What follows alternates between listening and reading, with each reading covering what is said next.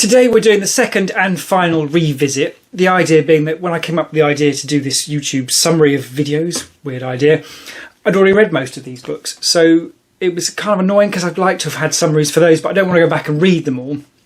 So the compromise was, okay, pick two, the two most significant and interesting, and do those.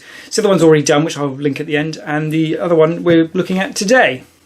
I was actually given this book at quite a low point in my life, back in my late 20s, by an extraordinarily charismatic sales trainer named Alfonso. To this day, I'm not quite sure what I was tangled up in for nearly 2 weeks there. But it has a whiff of some sort of, potentially could have been some sort of scam. And I got one of my favourite compliments I've ever had, actually, was Alfonso picked me out of the crowd and says, "You look like a young Alan Sugar." I say, "You got presents, man." No idea if he meant that. It's like Schrodinger's compliment. No idea if he meant that. It's kind of like Schrodinger's compliment in that respect. And I don't particularly want to know if he meant it or not, but I liked it at the time anyway. But basically, it was nearly 2 weeks of a sales course, and they were trying to fire people up with these big, exciting speeches from Alfonso, which he was very good at, to be fair. And in amongst that, I spent a small amount of time failing to sell any telecoms contracts to the people of Birmingham. I think I did sell one, but yeah, clearly identified that salesmaning is not my thing. I was doing this at the time because it was back in 2008, and I was an ex-nightclub manager that no one wanted to give a job to, and I'm supposed to go into financial services, and you may recall 2008 has been quite a significant time for financial services. So quite a low point, and regardless of Alfonso's motives, whether they were virtuous or it was a bit scammy, I will always remember him, and I'm very grateful to him because he gave me this and introduced me to Brian Tracy and Maximum Achievement, possibly the most 90s American macho name for a book ever. It's interesting, I suppose a little bit surprising to me actually, that both of the books I've done the revisits on would fit reasonably squarely, and you wouldn't be unreasonable to suggest that they are sort of self-help, which makes me cringe. Don't like it at all. But mindful of the cliches, up until this point I was doing sort of alright. I'd had a reasonably successful career, but a little bit meandering. And after I'd read this book, everything just completely exploded and went on this dramatic increase in trajectory. 10-time multiple of salary within 15 years. 15 years, it sounds like a long time. Yeah, but you think, could you multiply your salary 10 times? It's that level of explosion. So I don't know. Maybe it was just luck or just coincidence. I'm completely open to that. Could well be. But I think if I gave you the whole story, you'd probably struggle to argue that the book didn't have something to do with it. Interestingly, I remember this book as being sort of 98% about how to set and achieve goals, and about 2% about this big woo-woo thing with the collective subconscious, it was called, which, each their own, but yeah, not for me. It sounds a bit too far for me. But actually, it's not at all. It's actually a very broad book, and he even stops by talking about parenting and relationships and how to deal with people at work, that sort of thing. It is very broad, but clearly all I took from it was one very narrow little bit. Interestingly, though, despite the fact it's very 90s America, yeah, I think you would, if you read this, you'd have to grit your teeth and get through some of the enthusiastic language and all the rest of it. But I think you'd have a hard time disputing much of the stuff in it. And as C.S. Lewis said, it was the idea that we have to be reminded more often than we need to be instructed. And so you could read this book and there's probably nothing in there that you don't already know. But the point is, if you don't sort of have it at the forefront of your mind, then you will act as if you don't know it. So in that respect, I think it would be worth people reading. All that aside, though, for me, it's all about the goals. And, it looks like 90s cheese and it sounds like 90s cheese, but actually, ultimately, all it is just a framework for how you can set out or arrive at the conclusion for what you want in life and then make a plan for how to get there. So it's just a pretty straightforward system for planning. So to this day, I still have 20 to 30 New Year's resolutions each year, which people think I'm slightly mad for. But I'm sure that must stem back to this book. When I decided to do this revisit, I must admit the angle I was planning to take with it was that it was just a little bit shallow and materialistic. And then I read it, oh, no, it's not it at all. So Brian Tracy has completely ruined my entire plan for how this was going to go. And indeed, I was going to sort of slightly blame him that I got to get to 45 and now have a little bit of trouble with the idea of doing anything that's not productive, slightly over geared on that. Clearly it's not his fault, because he wrote a much better, broader book than I remember, and I just ignored most of it.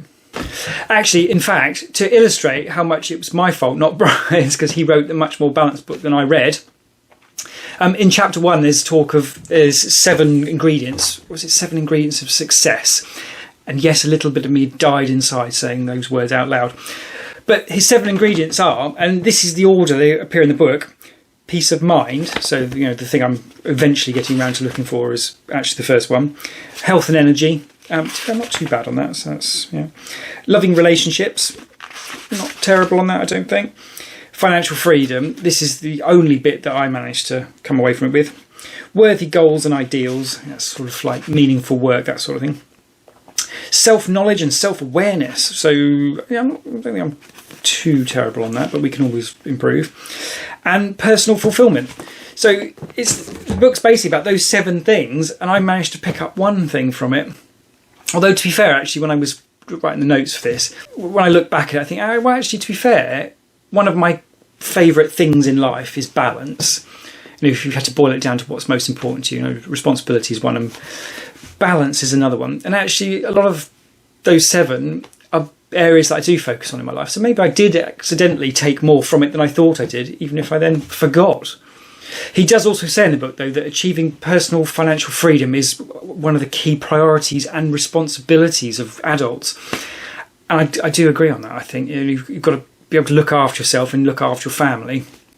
Perhaps there might be a male-female difference there, perhaps. I don't know if you can say that sort of thing in these days, but I guess I'm old-fashioned in that respect.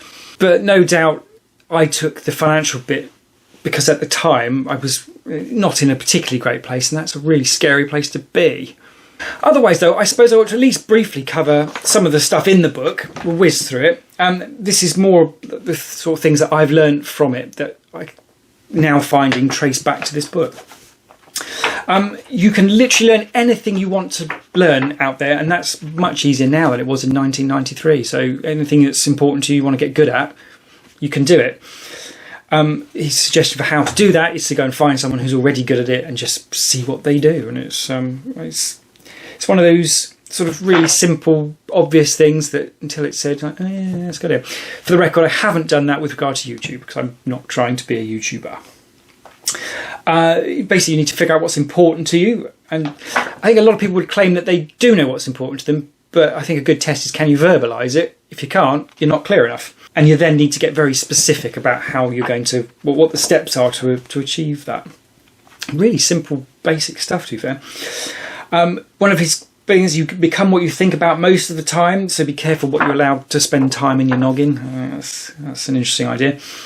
He says there should be an objective to have 12 to 18 goals that you have working all the time, so you're always working on one of them. That sort of idea of balance. I guess I do sort of do that. So yeah, maybe I do owe Brian more thanks than I thought I did. It talks about the importance of knowing you can achieve something, which is something I thought I just sort of had, but maybe it did come from here. I don't know. You have to be able to believe your goals. So basically you can't try and, if you're earning 30 grand a year today, you can't just go, I want to be earning 300 grand a year by next month or next year or whatever. It's just not going to happen because your brain can't cope with that. And that's a bit of a woo-woo, fringy idea, but I do get that one. I think that's probably the limit of my woo-woo, but I do accept that your belief in stuff is important. You have to fuel your desires to keep working on the goal. And that's interesting when C.S. Lewis talked about that in terms of religious faith, which is a really interesting idea. It makes perfect sense that it would work in or be a factor in this context as well. He talks about we need to be cautious of the mentality that we should just wait for things to happen to us rather than get off our butts and do it. And he has a great example. It's not in the book, but it's in one of his talks I've seen somewhere else. He's talking about the idea of a cold room, and you sit in a chair, and people who will wait for the room to warm up before they'll go and light the fire. And of course, that doesn't happen. You have to light the fire to warm the room up. And people instinctively understand that, but yet will quite often sit there and do nothing, just waiting, when actually you need to get off your butt and just start. And it's amazing how often you can counter that idea, isn't it? It's, I want to do this. What have you done? Nothing. It's like, just start and figure it out. And that's very much an idea that comes across in here.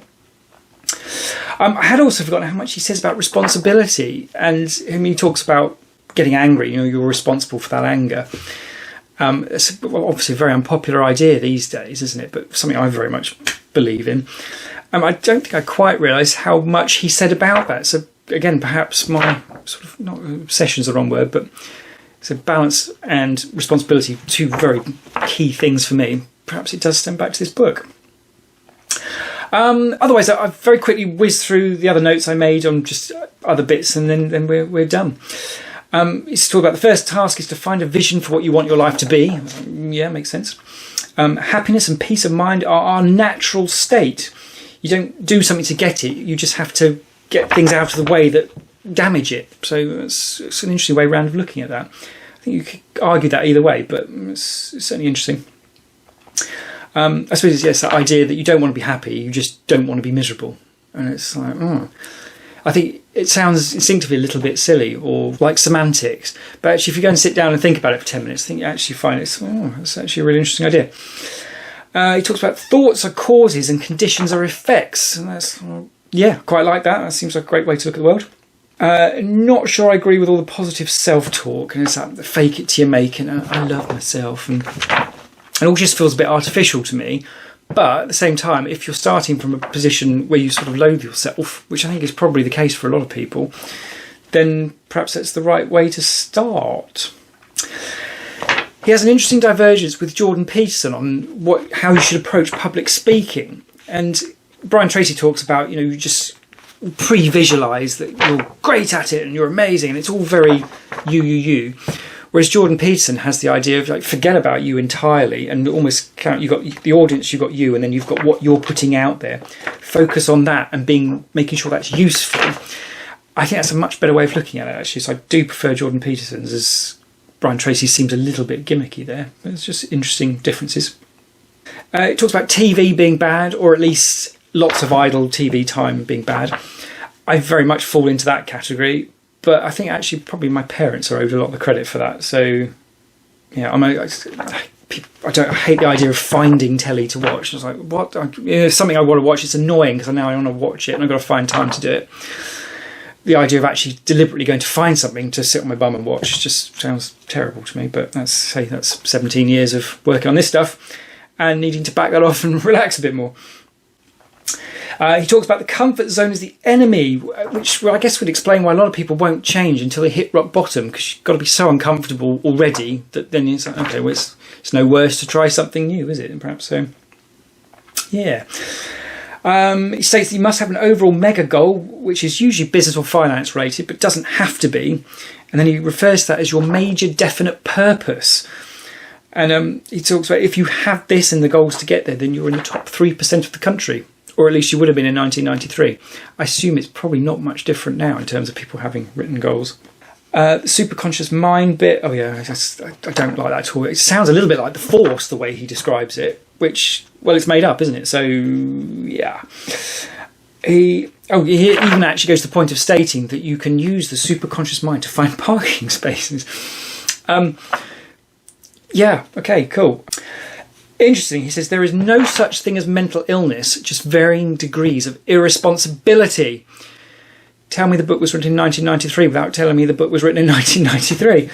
And obviously you can't say that now, and because someone will argue that at extremes, obviously there are people that don't fit that category. But in the middle, given it's like every other grown-up at the minute, or child as well, has some sort of mental illness, it's an interesting idea. And it's, you can't throw it out, I think, just because it's something that the world won't want to hear at the minute. He talks about the importance of addressing rubbish parents and forgiveness in general, the idea being that you have to forgive your parents, everybody else and yourself, basically linking that to the idea that you can't actually be successful and healthy unless you're mentally fit and well, and that's part of mental wellness, is not holding grudges and all the rest of it. You can never act in a way for a long time that conflicts with your peace of mind. I don't know how that works if you're a mafia boss, but I guess you just don't have the peace of mind, and there will always be exceptions to every rule. You talked about reflective listening, which I have a colleague who does this, and you put in a little word and he will reflect that word back to you, but it's clearly not listened to anything you have said. I sort of slightly hate that as a sort of, it's like a training gimmick of manipulation, and you can see people doing it. So I know what you're doing. Brian Tracy, to be fair, is more you take what they say, you regurgitate it into your own words, and then put it out. Regurgitate's the wrong word, but you put it back, so you're reflecting your understanding of it. At least you have to listen to do that. So yeah, in that sense, at least that's not as gimmicky as the one I've witnessed quite a bit. He talks about prenuptial agreements. We're nearly there, don't worry. And this sort of thing I have to talk about quite a bit in my work, because to be financially prudent, you have to cover all the bases. But I hate the things, and he does too, in that sense. The idea that if you want to get married, you don't hedge it. If you don't want to take the responsibility, don't get married.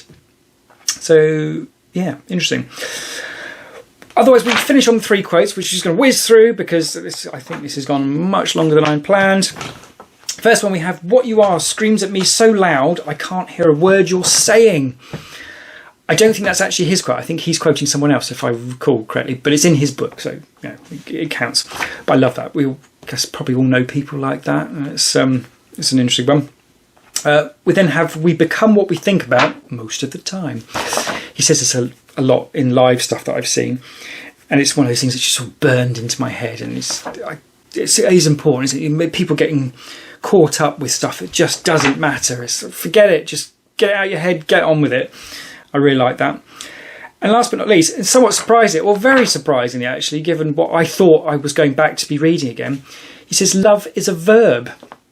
And basically he's talking about, the book wraps up talking that it all comes down to love, and that's what life is about. And the whole love is a verb is, as opposed to it being a feeling, it's actually a get off your bum and do something. And it requires you to act a certain way. So yeah, I've got to completely retract everything I thought about that. Apart from it's brilliant for goals, but it is actually a much better and broader book. But my goodness, is it some cheesy 90s America. Very much worth a read though, despite the silly title.